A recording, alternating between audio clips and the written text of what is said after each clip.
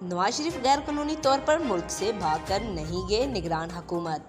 निगरान वजीर इत्तलात और नशरियात मुर्तज़ा सोलंकी का कहना है कि साबिक वजीर आज़म नवाज शरीफ गैर कानूनी तौर पर इस मुल्क से भागकर नहीं गए थे।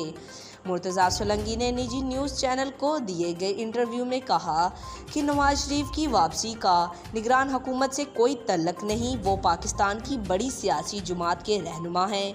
आम इंतखाबात से मुतल्लिक निगरान वजीर इत्तलात ने कहा कि इलेक्शन की तारीख देना निगरान हुकूमत का काम नहीं, इलेक्शन कमीशन आईनी इदारा है। हलफ उठाने के बाद मुसलसल इलेक्शन कमीशन से राब्ता है, इसकी सलाहियत और क़ियादत पर मुकम्मल एतमाद है। उन्होंने कहा कि इलेक्शन कमीशन इंतखाबात की जिस तारीख का ऐलान करेगा इस पर इंतखाबात होंगे। हम इलेक्शन के मरहले से गुजर रहे हैं, अमलन इलेक्शन का माहौल मौजूद है। इलेक्शन के माहौल में किसी भी जमात और इसकी क़ियादत को किसी अहम मसले पर अपना मौक़िफ़ देने की आज़ादी है।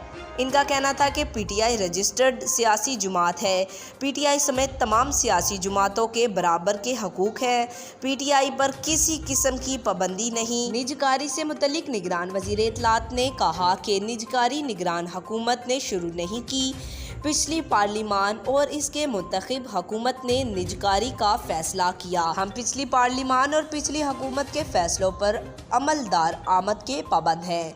इदारों में सलाहियत होनी चाहिए। आज तक के लिए इतना ही। जाते जाते आपसे गुजारिश है, वीडियो को लाइक करें, चैनल को सब्सक्राइब करें, दिखे बेल आइकन को दबाएं और कमेंट में अपनी राय का इज़हार ज़रूर करें।